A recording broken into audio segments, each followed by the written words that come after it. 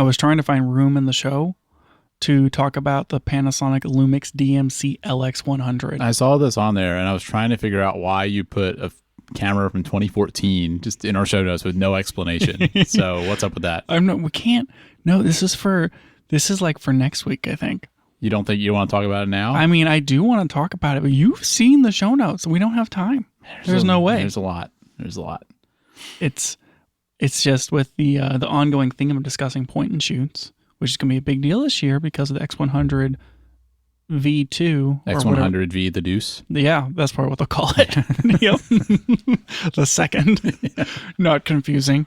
Yeah, everyone's going to be not going to be able to get it, and then there's going to be more clamoring, and then they won't be able to get the GR cameras because those will keep being sold out, and they're going to have to figure out what to buy. And so I've been, every time I see, these old point and shoot cameras that are digital, I'm like, maybe this is the answer. Anyway, well, we'll talk about that later. All right. I just really wanted to talk about it. Let's say this. If you're listening to this show and you're going to listen to next week's show. This is the show? This is, man, we're in the show. We are in the show. Oh, jeez. No. If you're listening to this show and you plan to listen to next week's show, you can look up the Panasonic LX100 and figure out why Lucas cares about this camera. No, because if they do that, then they're going to be like, wow, Lucas is really unprepared for these shows. Like, it's actually shocking how unprepared he is. It's terrible. I think they know that by now. No, maybe like there's new listeners. You don't know, Daniel. We're off to a great start here. This isn't. Let's get into some real, like, actual pre-show topics. Don't hit that button. Don't hit that button. Okay. Stop it. Fine. I got things I gotta say that don't belong in the show. You better get on it then. I cleared my YouTube watch list. And I think that as like a new year, new me, maybe that's something that other people could be inspired to do as well. How many things did you have on that watch list? There was roughly 537 videos. That's a lot.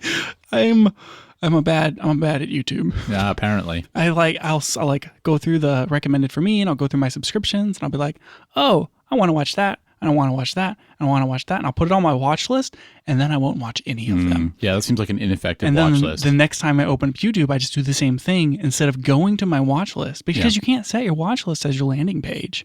I wish you could. That'd be cool. And so they just accumulate. And there's been things that are on there for years. Yeah. And as I went through it and manually deleted one by one, because there's no other way to do it. Oh, that's terrible. I was like, I actually kind of want to watch some of these, but I didn't. I just deleted them, and I will never find them again. And it's a pretty big step for me, Daniel. Yeah, they've been lost to the sands of time. Mm-hmm. There's periodic times when I send you a video and you say, I added that to my watch list. I'm like, cool, he'll see that eventually. And now I know that all of that was a lie. Yeah. It's all gone. It's all gone. Man. Do you use the watch list on YouTube? Not. No. Okay, so your watch list is 0. Yeah. Well, no, it's probably not 0, because I'm sure there was some point where I thought, oh, I want to watch this later. I'll add it to this watch list. But I just don't even look at mine. I couldn't tell you how to get to it. I don't know how many videos are on it. I will probably never watch them. Well, this is now a PSA. If you're not really using your watch list, maybe it's time. Yeah. Or maybe it's time to clear it and start over. That's it. You can hit the button now.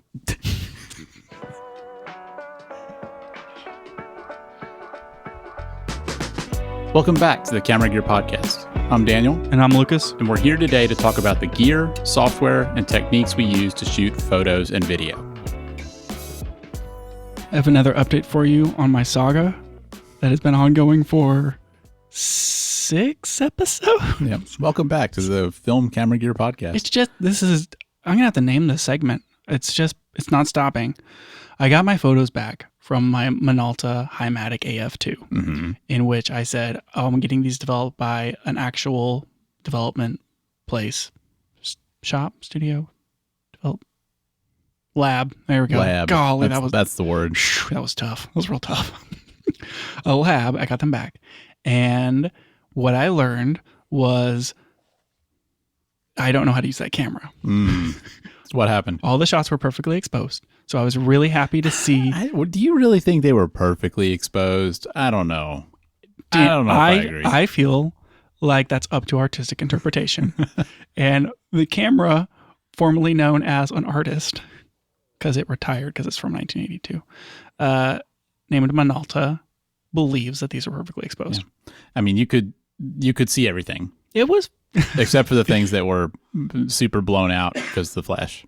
That flash is nuts, Daniel. Holy cow. Yeah. I'm never using that flash again. Yeah. There are some pictures that you took with the flash where it's just this like blinding white light. It is covering the whole scene. Shocking. I took a picture where it was daylit through a window, like really strong lighting. Like I wouldn't have normally used a flash, but I was like, I'll put the flash on, use it as some fill. Completely blew out the sunlight. Like the flash is brighter than the sun. Well, and it's probably just a single power. Like that's really probably what it is. It's that it can't adjust its power, so it can't just do like a little bit of fill flash. Are capacitors like lions where they become more fierce towards the end of their life? Yes. I'm just gonna go with yes.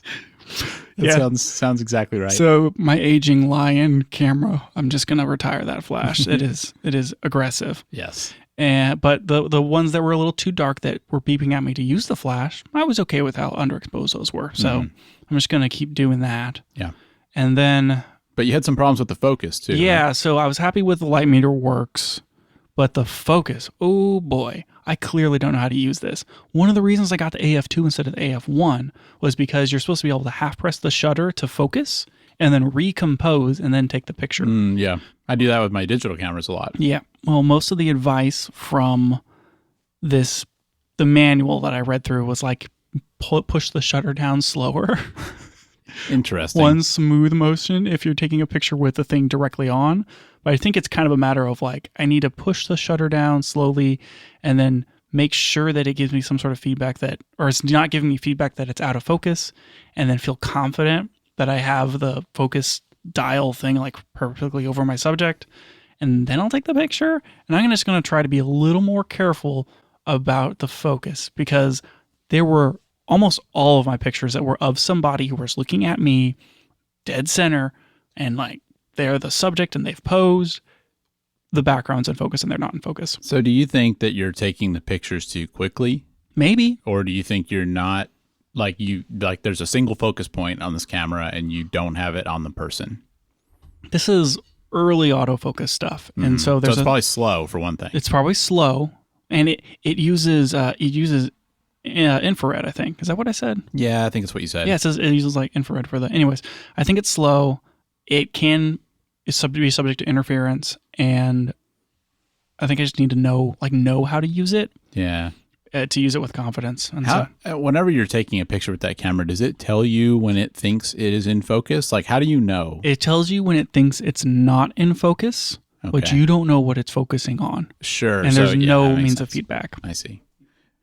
The other thing I learned is how to use rangefinder frame guides. Yeah, because I noticed that in your pictures. It seemed like a lot of your framing was like you framed the pictures too high to where you had like way too much headroom on people and stuff. I didn't know that there's different frame guides based upon how close your subject is. Like closer than 6 feet, you're supposed to use different frame guides in the viewfinder. It's just all a learning experience for me, Daniel. I've never really used a rangefinder significantly. Yeah. Or an ancient autofocus point and shoot camera that takes terrible pictures. That is interesting. So yeah, I'm going to keep using it. And having inspected my camera further, I need to replace the light seals. But it has like a leather wrap around it. So I don't think it's critical immediately, but I need to do that. And that's just something that you noticed by looking at the camera. Like you could just see that it was deteriorating. Yeah, opening up the film door, it looks like those things need to be replaced. Yeah. So, but your pictures didn't have any problems because of that leather There wrap was around. one picture that had some light bleed on it, and I don't know why just that one. It was one that I took outside, but it wasn't the only one I took outside. I wonder if the sun was at a particular angle or something. Yeah, or maybe I had taken the leather strap off, the leather packaging off of the back of it for a period of time. I can't remember, but I'm gonna be careful about that. So sure. Yep. Overall, though, what are your thoughts on it? I'm still super pumped about it, and I'm excited to use the next roll of film, and then this one I'm going to develop myself. So there's still a little more to come on regards to my journey here. I mean, overall, it seems like it's been a win so far. Where, I mean, you need to figure out that focus thing, and maybe that'll end up being a big problem. But assuming you can figure that out, and assuming it's just some issue with how you're using the camera, I mean, it seemed like the pictures looked pretty good. I felt like they all looked like pictures from a party in the 70s, which is probably exactly what taken you're with going like a for. disposable camera. Yeah, it looks like a bad disposable camera. Bad, But Daniel. you're kind of into bad, that, so Bad. I mean, I would say like a top end disposable camera. if you say so. Okay, that's my update. Now let's get into what we're really going to talk about here. Okay. I have a legendary lens for you. It's been a while. It has been a minute. Are you excited? I am. What do you got for us today? This is, I won't tell you why it came up, but anyways, this is the Canon 50mm f1.0 L USM. Now, is this a new lens? Because I remember, why does 1.0 stick in my mind? There's a Fuji lens that's 1.0. There is a Fuji lens that's 1.0. But that's APS-C, and this is full frame? This is a full frame EF lens. Okay. It was originally released in 1989, and they made it for 10 years. Okay. They produced it until the year 2000. So this is not a new lens. This is not a new lens. Okay. But there was a decent amount of them made. You know, they produced it for 10 years. It didn't sell super duper well, and it was fairly expensive when it came out. It was in like that $2,000 range kind of thing. Okay. You can buy these things used, in the $4,000 to $4,500 range right now. But whenever this lens came out, it was the fastest SLR lens you could buy at the time. Oh. Period. Wow. Obviously there's faster lenses. Like there's the that Carl Zeiss lens we talked about forever. Sure. There was the Noct, the 58mm, that was 1.2 back in the day. But there were 0.95, 0.71s, weird one-off fast lenses. But what's the distinction on this one? Why are you saying this is the fastest? When it was in production and for sale, it was the fastest lens on the market. Oh, okay. And then additionally, at that time, it was the fastest autofocusing 1.0 lens / the only autofocusing lens that fast that had ever been made. Oh, okay. Well, that's interesting then. Yeah, so it's kind of a big deal because you're at 1.0 and you're getting the slowest, worst autofocus you can imagine. It's not really that bad. It's actually gotten a lot better on modern cameras because the algorithms have gotten a lot better. Yeah. So it's pretty cool. And then how macro lenses have that little switch on them? Yeah. They put that on there because they knew it was going to be really slow to focus. Mm-hmm. And because it's huge with the front element and everything, which really it's like a 72mm filter that's thread. Not that big. My that's like the size of the Viltrox 75 1.2 for APS-C. So right, it's not so that big. Really, it's not that big, but there's a lot of big elements in there, like 2 aspherical elements, and it's a very lot of heavy glass. In order to focus it, they did a different focusing method where the front floating element is what moves to focus rather than the back element. Interesting. Like if you look at lens construction, there's a lot of different ways you can focus, and most modern lenses, out of speed and ease, use the back elements that are near the glass that move in and out to focus because it can it's just faster to move those small little pieces rather than trying to move the floating elements. That makes sense. You need a smaller motor and all that. Right, but this one, that rear element is locked in, and so you can get kind of like a sharper focus at the expense of the speed of it, even though this lens is it's not sharp. It's just not. Interesting. 1.0 at full frame, your depth of field is nothing. Yeah. It's just absolutely nothing. Yeah. Yeah. Some reviewers say that this lens at wide open doesn't have a plane of focus. Just nothing's in focus, kind of like that Minolta camera. Yep. But it's still, this is kind of a sought after lens, going from a modern 1.4 lens to this one, which this has, because the amount of glass in it, your effective aperture is actually better than just, it's good for a 1.0. How you have some 1.4 lenses that are like a T1.6 and some that are like a T1.5 or something like that. Yeah, because the 1.4, an f-stop is basically a mathematical equation rather than a practical, this is experimentally how much light is getting through. Right. Your f-stop is a function of your effective aperture divided by your focal length. Yeah. So you can kind of calculate the effective aperture, and then you can compare focal length, and you can compare lenses of different focal lengths to see which one has a bigger aperture. And then t-stop is basically f-stop, but accounting for light transmission down back to the sensor itself. So in counting for the light transmission, this is somewhere around a a stop faster, like a whole stop faster than a 1.4 lens. Oh, wow. And That's it's a meaningful difference. Yeah, it is. And then it's like 2/3 faster than like a 1.2. Mm-hmm. So it's fast. Yeah. Zip to zip. And especially, I mean, now a lot of modern cameras are really good at low light, like especially digital stuff. You know, the modern sensors are just a lot better at dealing with noise. And then you've got things like, you know, AI denoising algorithms and stuff. And so we can deal with low light a lot easier now. But if you're using an older camera or, you know, back in the day when cameras just weren't as good in the dark, I could see that being really helpful. Mm-hmm. Yeah, this lens is just kind of a big deal because it's so fast and it's got autofocus, and which is what it was at the time.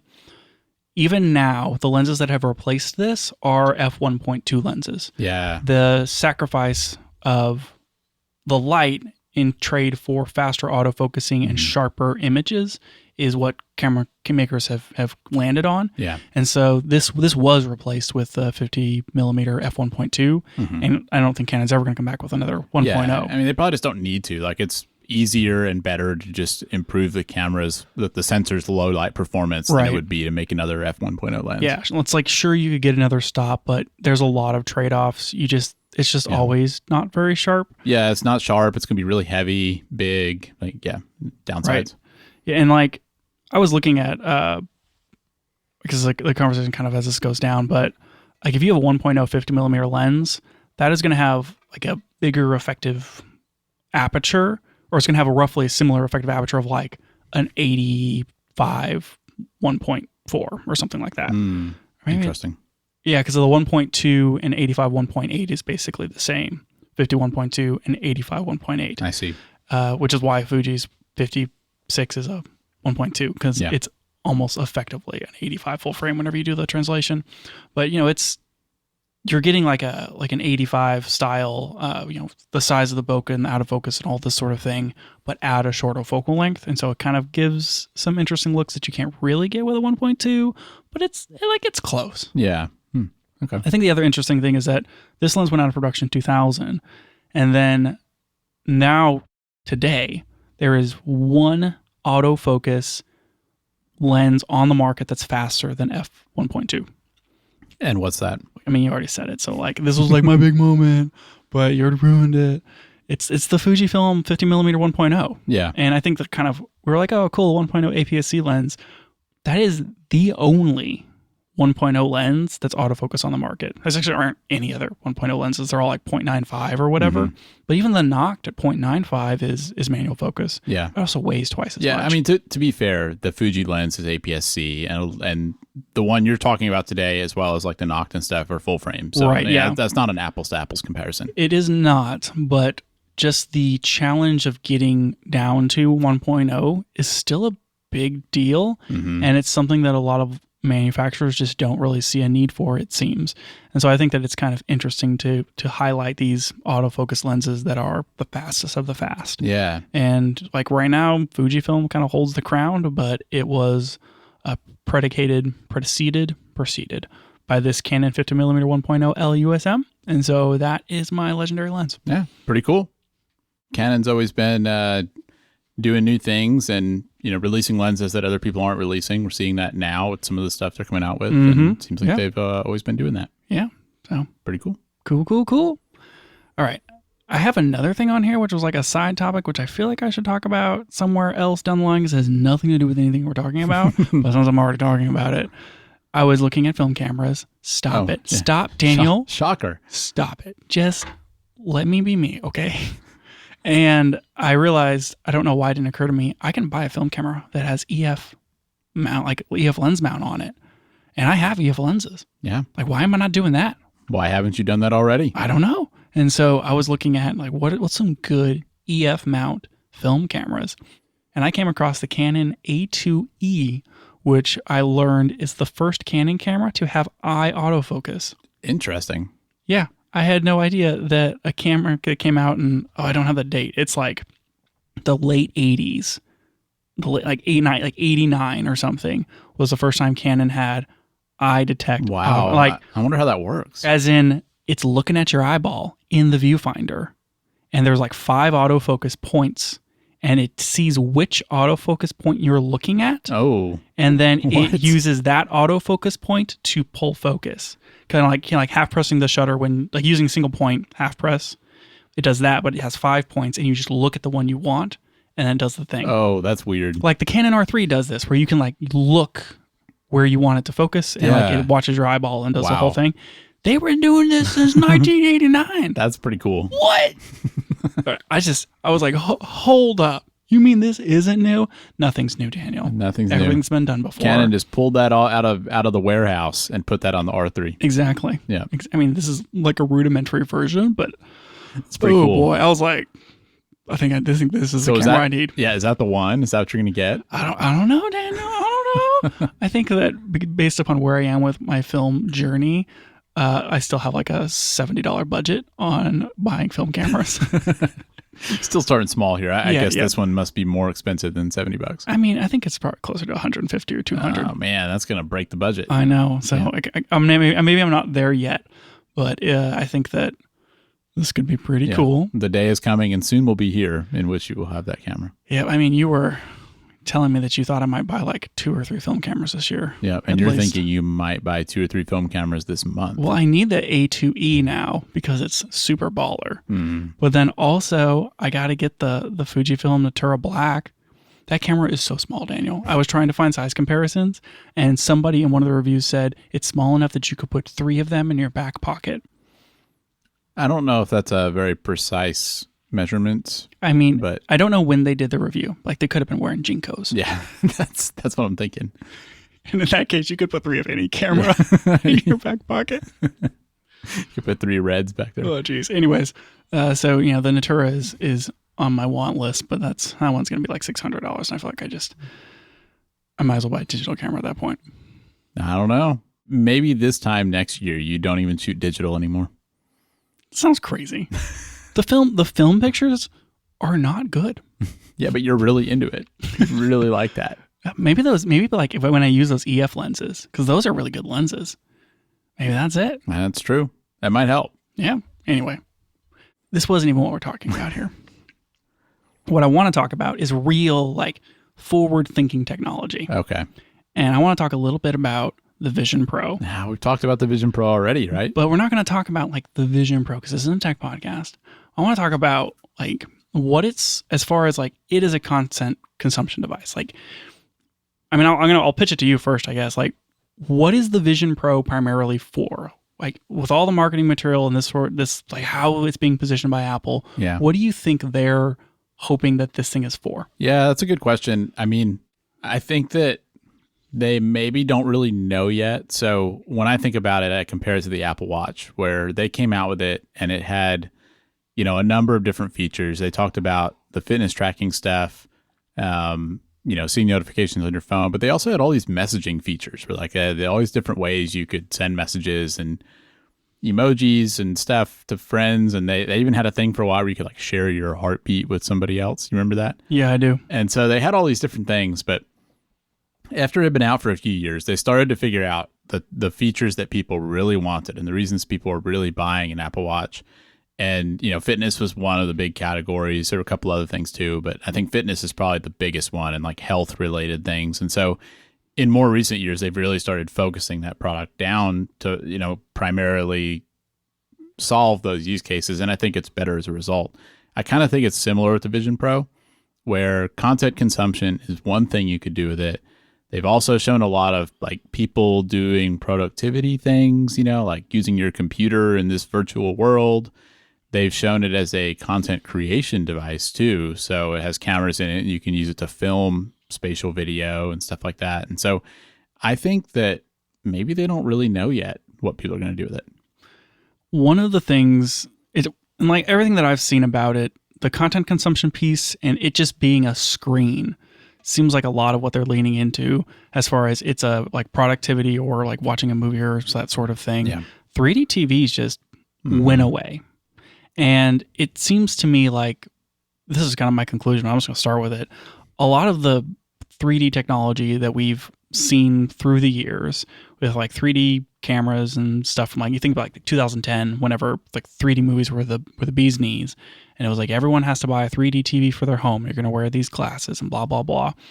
It never takes off. It's just, it seems like it's tried to catch and it's tried to catch and it just never got there. Yeah. And it feels like consumer AR, VR, not AR, I guess, VR headsets or AR, VR headsets that can now like do real good 3D because it has control like what each eye is seeing, and you're having to wear a headset on your head, so you are having to wear some sort of glasses. But it's like maybe this is finally the avenue for all this 3D content that exists, because it feels like people keep making 3D content and there's no way to view it. Yeah, it does kind of seem that way, and I don't know why it hasn't taken off. I mean, maybe it's the cost aspect, because a lot of those 3D TVs, you needed to wear those special glasses, and so it was like, you've got to buy all these glasses so you have enough. If you have friends over to watch a movie, everybody's got to have the glasses, and that's maybe a problem. So maybe it was that, and the Vision Pro is going to be $3,500, so that's not super approachable for regular people to buy. Maybe it's that the processing technology just hasn't been good enough yet. There's like the uncanny valley with animated stuff, or like things that are created and not filmed, where it's like if it's trying to be real but it's not real enough, then you're just not really into it, and it's kind of unsettling. Maybe that's been the problem, where until recently maybe you just couldn't make it look real enough to give you the benefit, or I don't know, maybe there hasn't been enough content for it. Maybe it's that too. There's a lot of possible reasons, I think. So many modern movies are released in 3D, and I don't know if you can buy a 3D TV right now. Yeah. I don't think you can. Yeah. And how am I supposed to watch, like, I don't know, the Avatar 2 in 3D if I missed it in theaters? Yeah. I mean, I guess there's just no way. Which is kind of strange. It's like maybe with the MetaQuest is like the only real way to do that right now until the Vision Pro comes out. It's kind of weird. It's like, is it a cart before the horse situation? Like the content consumption device will have to follow all of the production, or is it a vice versa thing? Yeah. And I think one of the most interesting things here is, with 17.2, you can now record spatial video with an iPhone. Yeah. If you have an iPhone 15. I think Apple putting 3D video cameras in everybody's hand maybe helps solve that problem. Well, and I think maybe that's one of the missing pieces, because for me, so part of the reason I've never cared about 3D movies and 3D TVs is because for some reason, a lot of that 3D technology, just the way my eyes are, I can't actually see it as a 3D thing. Like I just don't get the full effect of it, and it doesn't mean much to me. But I've never, and so maybe you can give me a better perspective on this, but I've never seen something in 3D that blew me away and like really made me meaningfully feel like I was getting a different experience than what I would get by just watching it normally. So I guess just to pause for a second, like, is that your experience, or do you feel like you've actually enjoyed it? I've seen some cool, interesting 3D stuff, but generally speaking, I don't typically want to take the cost of whatever it's going to be. If I'm going to go sit in a movie theater for like 3 hours, I don't want to wear glasses. Like I don't wear glasses, and so I'm like, I don't want to put these things on, and it's like the effect isn't always 100%, and sometimes you can just see past it. And so I kind of find the dual thing where it's like trying to combine in the glasses annoying. Yeah. And like it almost gives me a headache, but not really.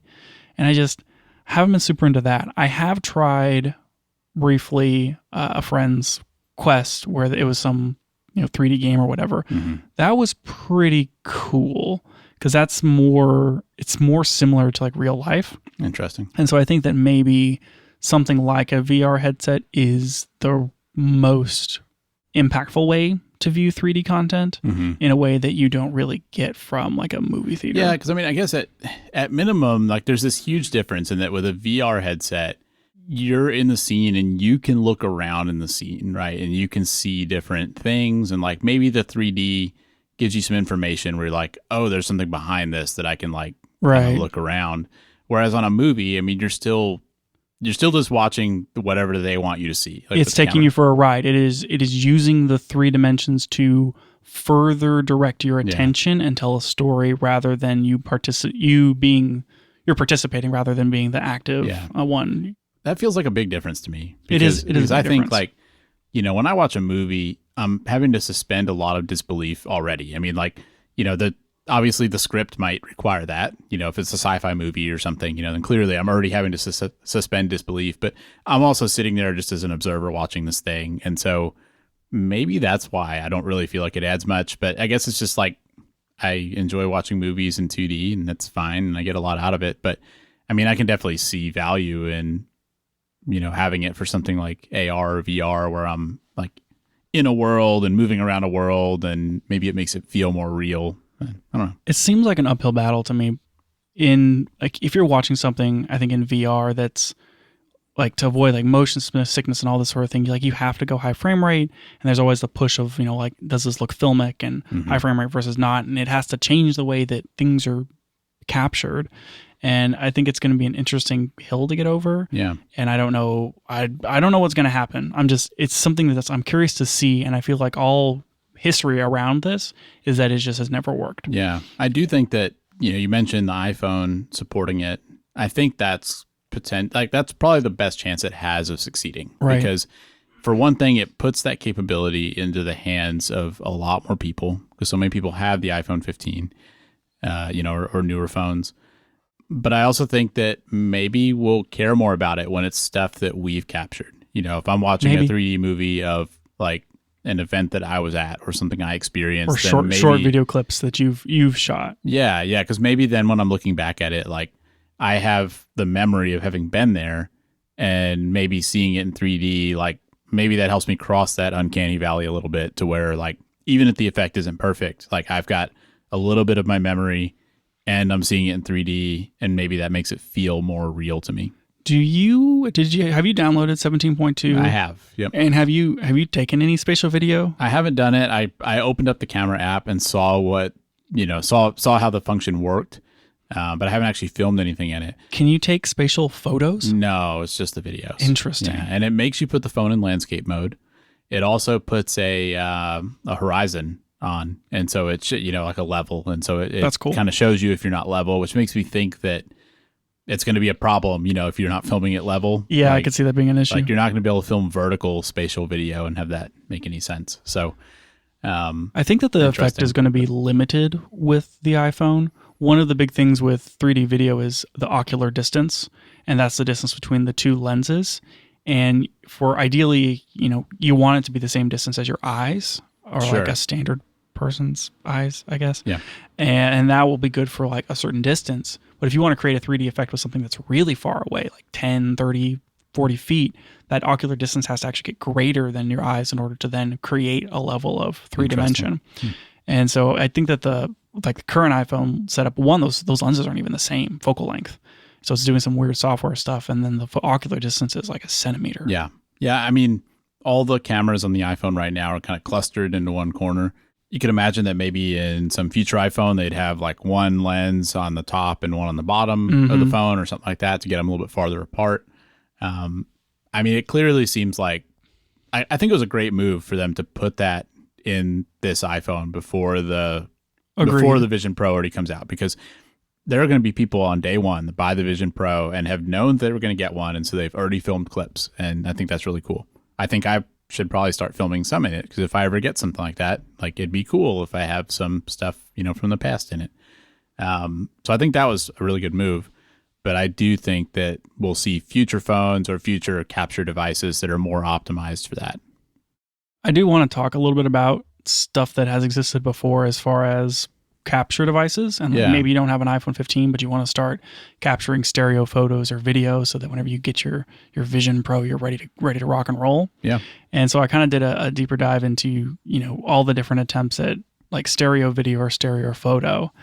And it really brought to question, why hasn't 3D taken off if it's been around for as long as it has? And I was gonna like hide this from you and quiz you to when you thought like the first like stereoscopic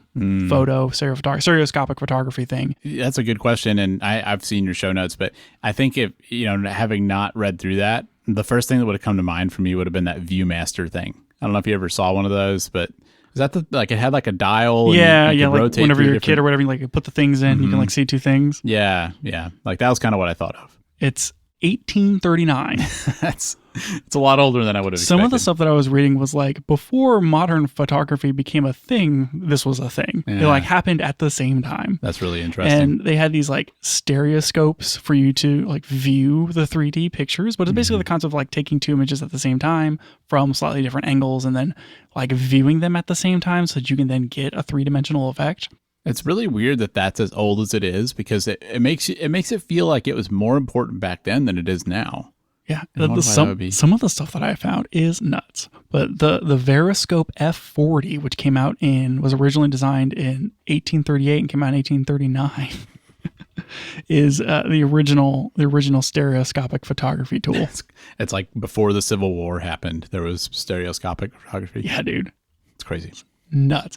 But I'm like, if that's the case, where are all the stereoscopic pictures? Good question. So where are they? But then, like, also, how do you look at them? Yeah, like what is the viewer for something like that? You have Apple Vision Pro? Exactly. Yeah, but that's the thing is, since 1839, there has been different types of stereo cameras that are where there's film ones, there's digital, there's posted cards, whatever, like hand-drawn. I don't know. Well, like, there's 3D stereoscopic photos have been around forever. And it's like, how do you look at them? And back in the day, there's a lot of different things of like, you can get a slide projector that does like 2 slides and then kind of shows them both. And then you like wear glasses and you can like color tint them and do like old school and 1980s 3D. You can wear like a little viewer where you look through 2 different lenses that are looking at the 2 pictures, kind of like a VR headset, but just with static pictures, and you slide in your 2 slides and you can see them. Have you never done the thing where there's like a dot and 2 images and you like cross your eyes? Yeah. And like look past it? Uh-huh. You could do that. Yeah. Modern, there's I found you can make like 3D wiggle images. I looked at some of those links and those things kind of freak me out a little bit. Isn't that crazy? It's where it's basically a GIF that like cycles between back and forth your 3 images or 2 images. Yeah, and this person's just like wobbling. Yeah, and like makes it like a wiggle thing, but it gives like a 3D effect. Yeah, those are kind of weird. Have you seen those? I think I actually have the word for this somewhere down the line whenever we talk about the Nimslow 3D that came out in the 1980s. But have you seen like a lenticular print? No. What does that mean? Well, it's like those 3D cards. Like you like, here's a 3D trading card, and you like kind of tilt it, and it like has 2 images in there, but it kind of has like a holographic effect. Sure. So like there's stuff like that, but it feels like if stereoscopic photography has been around since 1838 and it's 2024. Like, I have no way in my life to view 3D images. First off, kudos on actually saying 2024. Thank you. I have not yet hit the point where that's natural for me. But yeah, that's really strange. Like, because every solution I can think of, I mean, you described a few like low tech ways, but everything I can think of now is like, using some sort of computer something to display it. But we don't really have things like that. Like, I have an iPad and a phone sitting in front of me. I can't view 3D images on either of those. And it is kind of strange that we've kept up the capture part, but then like in the digital realm, at least the viewing part feels like it's so far behind that. I want to talk about a lot of different kind of like how you capture 3D images in video. And I want to talk about some cameras that I've come across. Okay. But on this, like first on this subject of like every single one of these cameras kind of has come out with its own, and also this is how you view it. And like they're trying to sell you, they're trying to sell you the consumption method and the capture method at the same time. Yeah. And it's like, well, is this only for me? Like, do I have friends that are going to, like, how is it? Well, and I think the Apple Vision Pro is going to have that same problem because it's going to have cameras in it, and they pitched it as this is a way you can capture those videos. Obviously, you're not going to be able to view it without having a Vision Pro. Right. And so it kind of has that problem, but I guess it's sort of a chicken and egg problem where it's like, you've got to get an install base of these things for it to make sense to create that content. But I don't know. Yeah. There's like video formats for 3D video. But whenever you go down the road of 3D photos, I was like, okay, if I took a 3D photo, say I buy one of these 3D film cameras that I'm going to talk about that I'm super pumped about. And I like scanned in my 3D photos or my 2 JPEGs of the film. How do I make it a 3D image? Like what even is that? And so I was looking up like the different, like, what are you going to do? Are you like, is it just 2 JPEGs side by side? Is it a specific file format and that sort of thing? I found a thread from like 2010 where someone was talking about their 3D TV and they wanted to upload a 3D image. They're like, it doesn't seem to take MPO format. Like, what do I do? And the solution was put 2 JPEGs on top of each other at this appropriate resolution, and then the TV will figure it out. When you say on top of each other, what do you mean? I mean, like, here's a picture, and then directly below it is a picture. So if you had So this is like a really tall picture. Yeah, so if you had a 1920 by 1080s thing, then it would be like 3840 by 1920. I see. I did that backwards. 3840 by 1080, so like side by side or vertical. I see. 2040 Interesting. by, anyways. So there's just like a convention basically where you and that build was, a JPEG this way and then it can interpret that. Right, and that was for TVs back then. Now, currently, there is an MPO format, which is multiple picture object format, where you take some overlapping JPEGs and makes them for 3D. You can't make an MPO with Photoshop. You can do 3D stuff in Photoshop. You can't make MPOs. That's interesting. You have so to it use must not be that big of a standard. But then. like, there isn't another standard. Most things are just like, just put 2 pictures side by side, which is, I guess kind of dumb, but also it gives you the option of like posting it in 2D and then you can also pull it into 3D maybe.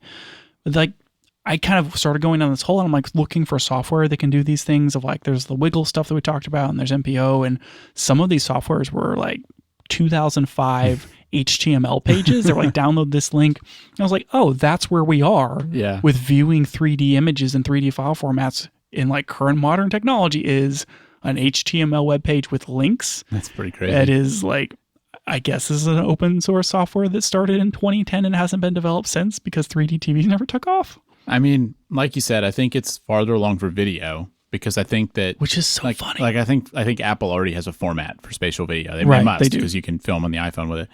And so, yeah, and I'm sure other companies do too.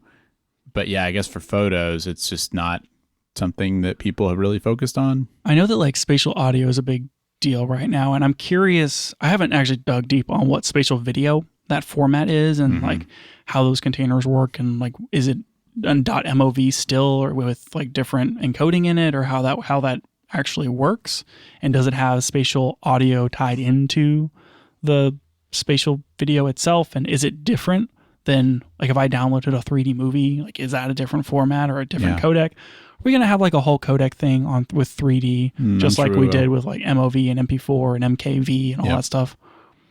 Anyways, it's gonna be terrible. And like, it seems like we've been doing this for over 100 years, and it's just not there. If I was like, I have a 3D film camera, I still have no idea how I'm gonna, like, I don't even know how I would get it into my Vision Pro. Yep.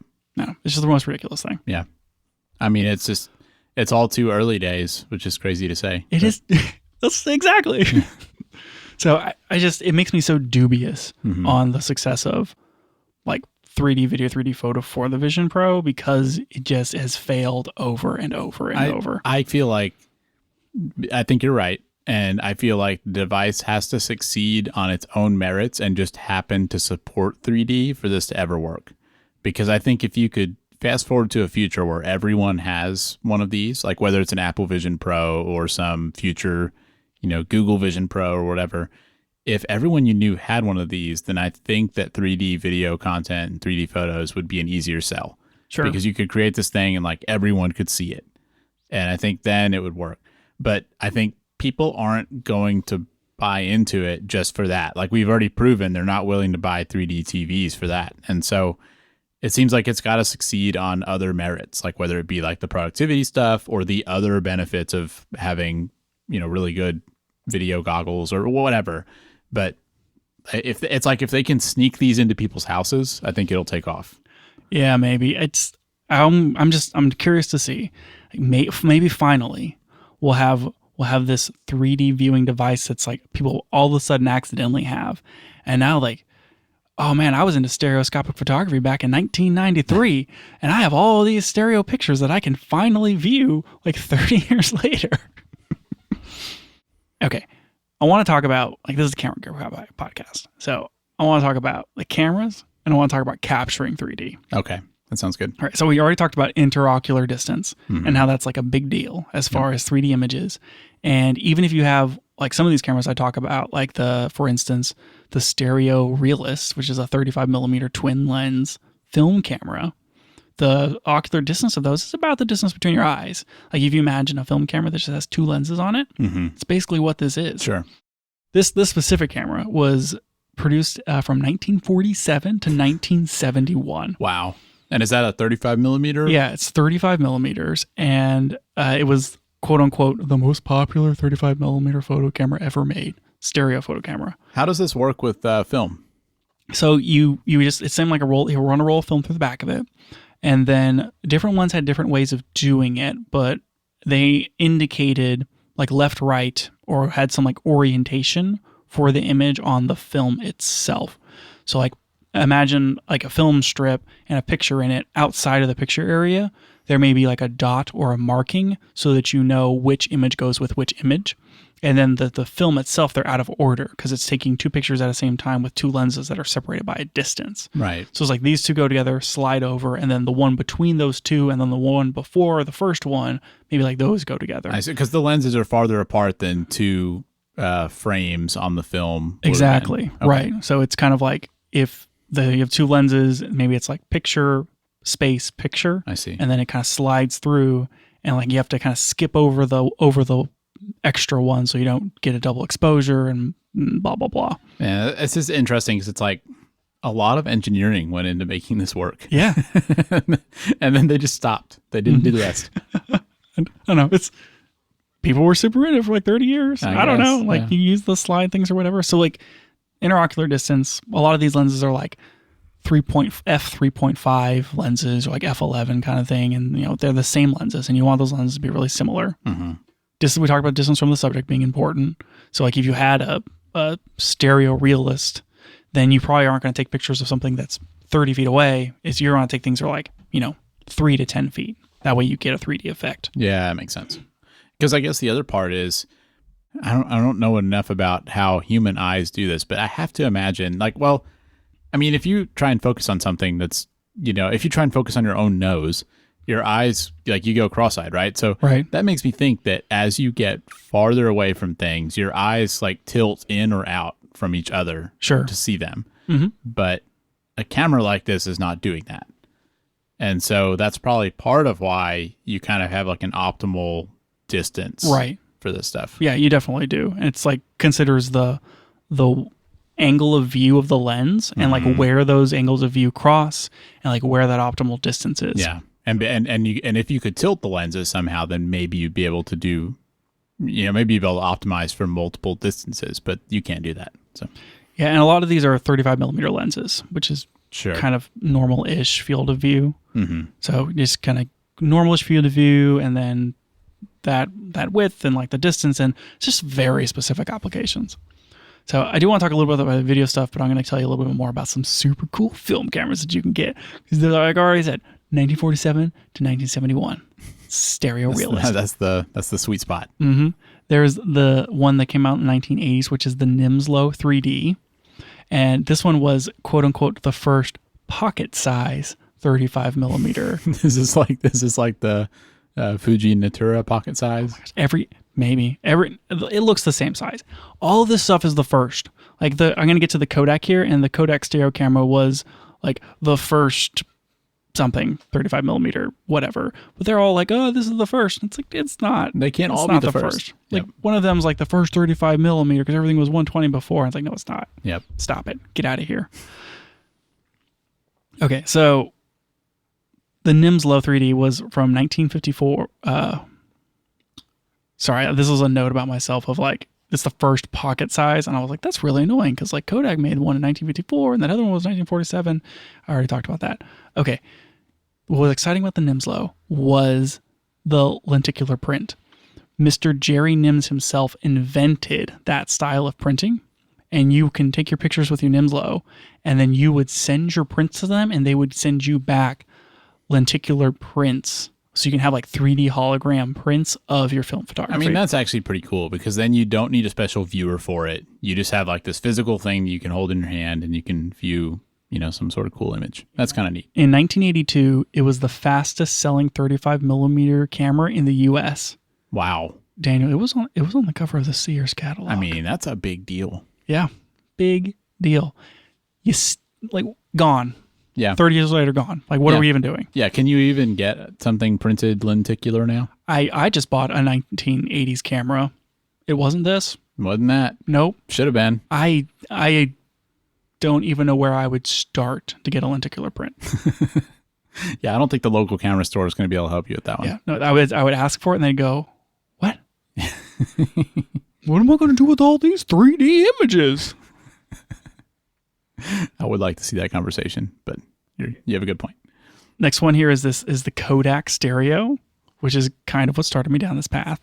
This one has a bubble level on it. Well, I was just telling you that the iPhone, when you take spatial video, has a level. So It is kind of important for the horizon to be correct when you're looking at these photos, or else it's going to get jank. that makes sense. And so I think that was the most exciting thing about this, is that it has a bubble level. That's pretty good. You can get these reasonably cheap, Daniel. If you want to get into stereoscopic photography, there's so many film cameras. Like less than $100, you can be doing 3D. I don't know why you're not. I mean, if you're going to get Vision Pro down, you need to start now. You're probably right. I don't know how I'm going to get them into the Vision Pro. I'm going to have all these film prints. Not going to know how to get them there, but you know. Well, Daniel, you just have to download this software called Paint Shop Pro, and it'll be super easy. So all these other ones you talked about. I mean, you mentioned the one that. And kind of explained how that one handled the 3D film with putting the little things on the outside of the picture area. Do most of them work that way, or how do the rest of these do that? It's not worth going that deep. Like some of them, it's some method of like these two pictures go together, so either like via you can marking use- or whatever. But like you can use a standard roll of film. Right. Okay. Yeah, it's a standard roll of film. Some of them would, like, depending upon which viewer they had. Like I think whenever I was looking at the Stereo Realist, it was like the viewer like could cycle through the pictures in a way that it would print it whenever you had them printed. You had them mounted in like certain angles, and you had to like know like this one is left and this one's upside down and blah blah blah. Oh man, that's a mess. But you kind of have to like get, and most of this stuff is done in slides, Mm-hmm. so that you can view it in a successful way. So you're going to use a color positive slide film. You're not going to use a color negative film. I really feel like the reason we've seen that where, you know, all these companies came out with both the capture and the display method, I really feel like it's because there's not a standard for how you capture these images. And because of that, the display method, like how you print the picture or how you show the picture, has to be done in a very specific way to match the exact way it was captured, or else it just doesn't look right. Maybe it'll give you a headache or whatever. You're exactly describing the currently available, purchasable, brand new today Candeo no, I'm looking at the wrong one. The Fine Pix. No, I'm looking at the wrong one. The Retro 35mm 3D. So tell me about that. What is that? This one's $80. You can buy it now, brand new. It is a 30mm triple lens film camera. Like, you know that Kodak like K35 that we've talked about, the little point and shoot? It's like that, but with 3 lenses. And it shoots film, and we get your film developed, and then you scan the photos and import them into your Redo app, and it makes wiggle pictures. That's an interesting way to solve that problem. That's the whole thing, is you can send people wiggles of your photos, but you have to shoot it on film, get it developed, and scan it, and then bring it into the app. Man, what a mess. I'm just going to wait for somebody to come out with an AI that takes my single picture and turns it into a wiggle by, you know, AI generating the other half. You know what, Daniel? That just sounds a lot easier. That's all I'm saying. I'm surprised that doesn't already exist. Give it That's a week. the killer app for the Vision Pro. Yeah. You solved it. Yeah. You need to, AI wiggles. Daniel, you need to start working on that right now. Take all that AI knowledge you got. Yeah. I'm going to need you to make an app for the Vision Pro. The wiggler. Yeah. Oh, it's so good. It's so good. Okay, I've actually started a Kickstarter. You can support us now. This is the Wiggler for Vision Pro. Yes. Love it. Yeah, we just need development costs. We'll get there. Different kind of development costs than the ones we normally talk about on this podcast. That's too good. This one has a lot of promise, Daniel. Yeah. Maybe Okay. our best Kickstarter yet. One of these is going to take off, I swear. Yep. This is the real hustle of this podcast. It's not really about, you know, like growing an audience and all that. This is really just our avenue to pitch these Kickstarters. And one of these days we're going to convince somebody to buy in. Yep, perfect. Yep. That's it. Okay, all right. I'm going to get into digital cameras, Oh, finally. which I've been waiting all day for that. I've already accidentally said half of these names because, Daniel, they all sound the same. Yeah, they do. They're all very, very well named. Yeah, it's basically like Samsung washers. Yeah, it's similar, except 3D. My washer is not 3D. It's just a picture of a washer. It's very disappointing. Oh, man. So 3D video, like we've kind of talked a lot about this. I started kind of digging into actually how you shoot 3D video. And like there's the way that the iPhone's going to do it. And there's a way that cameras like the FinePix Real 3D W3, which was a 2010 Fuji camera that shot photo and video with two 30 millimeter lens, no, 30 millimeter?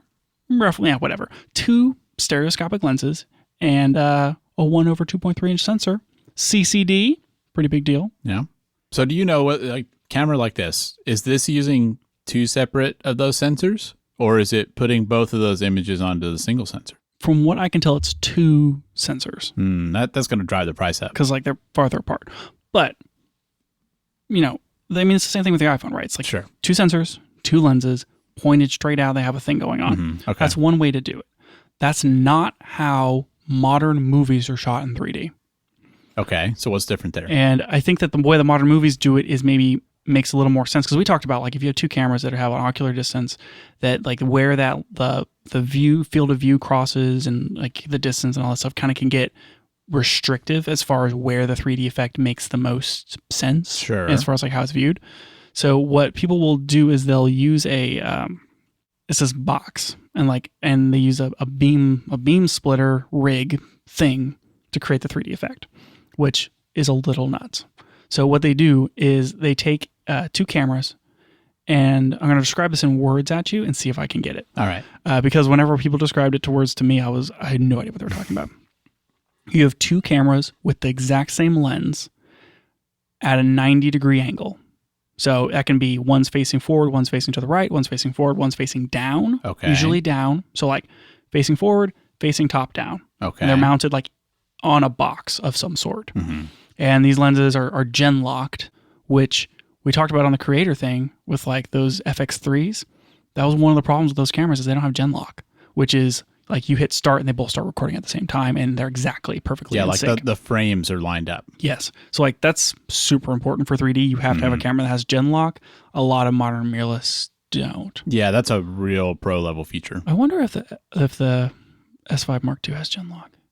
I doubt it. I doubt it does. Yeah, probably not. Anyways, so like gen lock cameras are kind of important, super important, critical. Yeah, let's go with critical. And so you have them mounted, 90 degrees from each other, and they're pointed to like looking at the same kind of same direction. And then you take a piece of glass that's translucent, right? And you mount it at a 45-degree angle in that box. Okay. So one camera, think of a teleprompter, is shooting through the glass. Yeah, I was thinking about teleprompter because this sounds really similar to that. It's just like that. The other one is shooting down and catching the reflection on the glass. Okay. Okay, so one's getting the reflection and one is getting the transmission. Mm-hmm. So if you're thinking about that, you're cutting your life in half right there. Yeah. Life, Yep. light, bleh. Cutting your light in half. Potentially your life, because that sounds really challenging to set up. Yeah. And imagine if you're shooting this thing like 60 frames per second. Yeah. I mean, like there's even less light. Yeah. You need so much light. Mm-hmm. Anyway, so that's the basic structure of this. And then the top camera, you can move left or right along that axis to change the ocular distance. Oh, so if you line them interesting. up perfectly, you have a 2D image. Mm-hmm. Then if you start moving it left or right, then you're adding ocular distance. So you can choose the level of distance you have to choose how much 3D effect you have depending upon what you're shooting, where it is, and how far away it is. Like what are we showing in this scene? Is this 20 feet away? Is this 200 feet away? Yeah, like how much 3D effect do I want, do I need? That's pretty clever. Basically what it is. Like that's the beam splitter box and that's the two cameras and they're gen locked and like that's cool. how you shoot 3D with two cameras for Okay. like a movie or that sort of thing. I can't imagine something like that ever being consumer facing. Like that's always going to be the pro way to do it. Yeah, I mean, it's just too complicated, expensive, bulky. Yeah, your average person's not doing that. But it's like that's where it is, right? It's like you can, if you do the two cameras, I think that like maybe Apple's going to figure something out as far as because they're using two different focal lengths. That's been like a whole no-no for 3D forever, is you have to have the exact same lens, the exact same focal length. And if you want it to look really, really good, like those lenses have to be exact matches. And you might go through multiple copies of the same lens to find some that are like true matches if you want it to look perfect. Apple's not doing that. They're not. I doubt that they have that level of QC on those lenses. And they're using a wide angle and an ultra wide. It's just, I don't know how they're doing that in software, but maybe like the way that they're doing it, they can use like the LiDAR and the depth and like the two different cameras and like the width of one to kind of, like maybe because one being wider, they can favor one or the other and then use the other to create 3D effect versus like it actually being true stereoscopic. I don't know what they're doing. I mean, you can solve a lot of problems by throwing more software, more processing at it. I mean, you know, that's already how phone cameras are as good as they are. And so I think they've probably just figured out some stuff there. I mean, if you think about human eyes, a lot of people have, you know, like their eyes are... One's dominant. Yeah, right? one's dominant. And also, like, people's eyes have different, you know, basically different resolving power. Like, if you have a glasses prescription, it's very common for the eyes to be different, to where basically like one eye can see better farther away than the other, which is, you know, not that different than saying they're two different lenses. Sure. And somehow your brain is able to figure that out, which makes you think there's got to be a way to do it. It's just a question of whether we can actually do that with the processing power that's available now. I do think that it makes the iPhone stereoscopic video thing very interesting because of like everything that we're talking about, how you capture those videos and equivalent lenses and that sort of thing.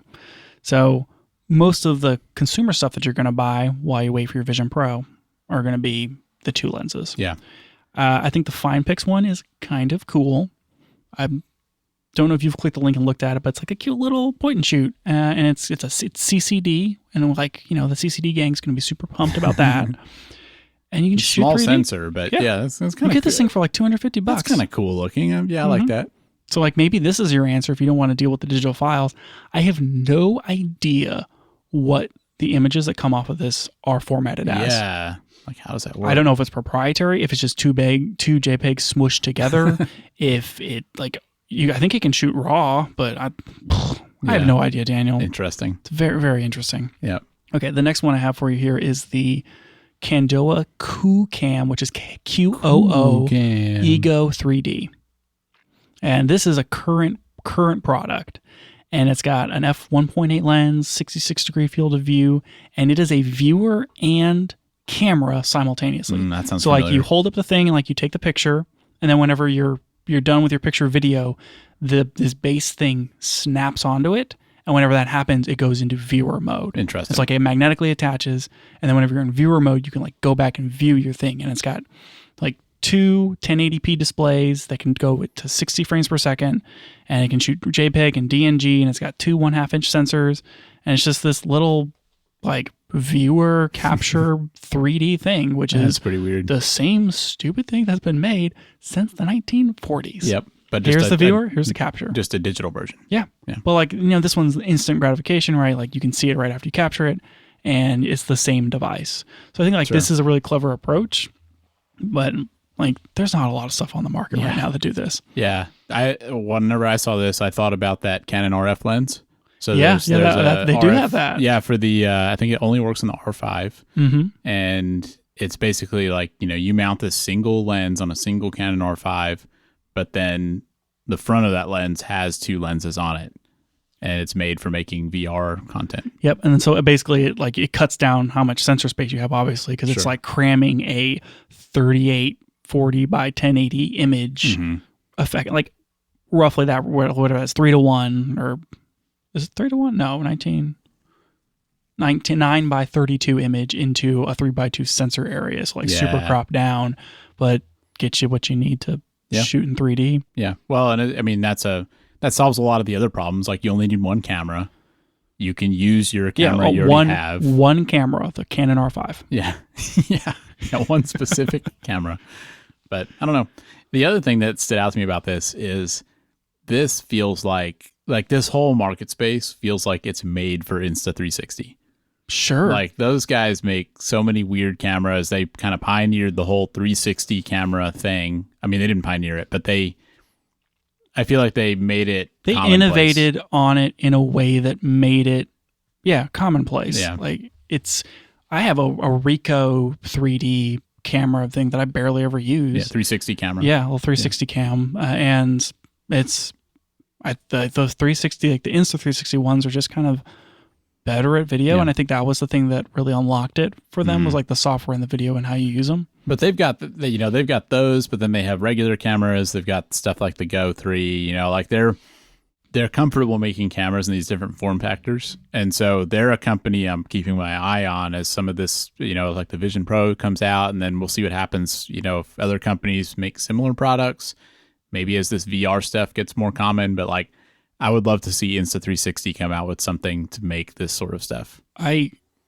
think you're onto something there. I absolutely, if the Vision Pro gets some traction in 3D capture and there becomes a market there for something that can take better 3D video than your phone, boy, they'd be perfect for it. I could totally see them come out with something, or maybe you can like clip two Insta360s together and all of a sudden it does video, and that'd be cool. They're like, you could load it onto your phone and it just works. Yeah, like maybe you can take two of the 360 camera versions and like put them end to end or something. Yeah. And get like a 360 video that's also in 3D. I don't know. Sure. That'd be cool. And that has to like auto delete itself and stuff. But that could totally be done. Yeah, absolutely. That's pretty good. Maybe we should kickstart that instead. I don't think we have enough a bandwidth with the other thing. Yeah, I think we really need to focus on the Wiggler. Yeah, we need to focus on Wiggler for sure. Yep. Man, that's it, man. It's 3D has been a thing forever. Is kind of where I've concluded. Ever since the dawn of photography. Yeah.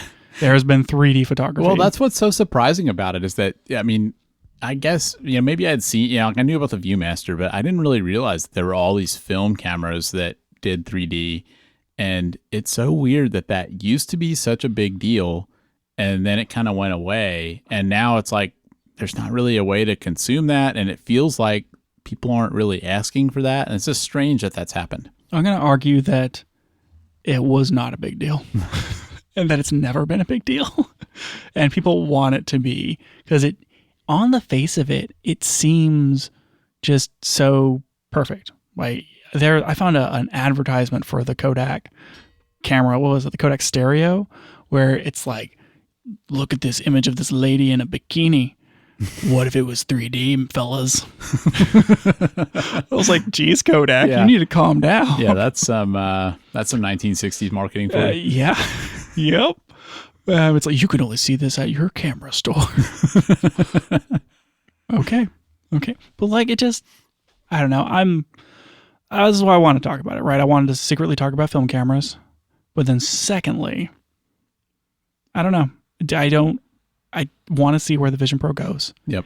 It seems like the thing that has the most potential to me to make 3D photo and video actually take, which could be cool, because there are people out there that have been to stereoscopic photography for decades and they have a huge backlog and they want to be able to look at those images in a reasonable way. And if they could have an app where they scanned in their film photos, it made a .mod file, and then they could view it on their Vision Pro, that would be really cool. Yeah.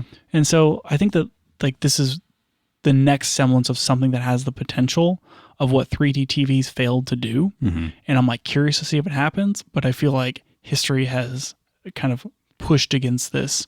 And I don't know if technology has finally caught up or not. Yeah, I mean, you would like to think it would eventually. And I'm all for having the ability to see things in a more real way. I mean, if it can work well and if it's accessible and all that, then I think it'd be really cool. And I agree with you. I think the Vision Pro is one of the best opportunities right now we have to maybe see that happen. But I don't know yet either whether it's actually going to work out. Maybe this is the time or maybe not. So do you think you're going to use your iPhone for 3D video, or do you think you're going to pick up like a KuCam or a FinePix, or do you think you're going to go like full digital and get like a Kodak Stereo? No, man, you gotta have the iPhone. That's a digital full film. I mean, the iPhone's already with you.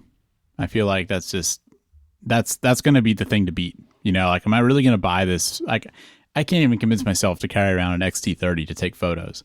Am I really going to buy this 3D thing and take that with me places? No. But you might. Just like already the process of shooting film, developing it and scanning it just so I can bring it into Lightroom and edit it a little more and then see those pictures. Like, it's so much. And now add the extra, and how I have to pair the photos together, scan them, and then like make the 3D. Oh my gosh, Daniel. It basically makes it twice as expensive to shoot film too. Mm-hmm. Twice as expensive, twice as hard. All the difficulty with like getting everything lined up, and oh boy, I can't even imagine shooting stereo film.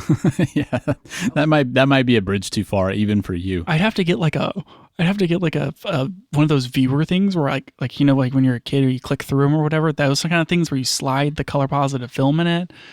It would be the only way to look at those pictures. Maybe that's the appeal, Daniel, is you can have all of these photos where they're so exclusive, only you can see them with your stupid like viewer for your slide film things. And that's somehow where we've ended up after this hour of discussion. Now, Daniel, just think about it. I open up a business where like people like, like art houses and that sort of thing. So people can come and see these photos because there isn't another way to see them, because I had this bespoke device for viewing 3D film photos that no one else has. And on that note, that's it for the show today. Thanks for joining us. And if you liked it, tell a friend so they can check it out too.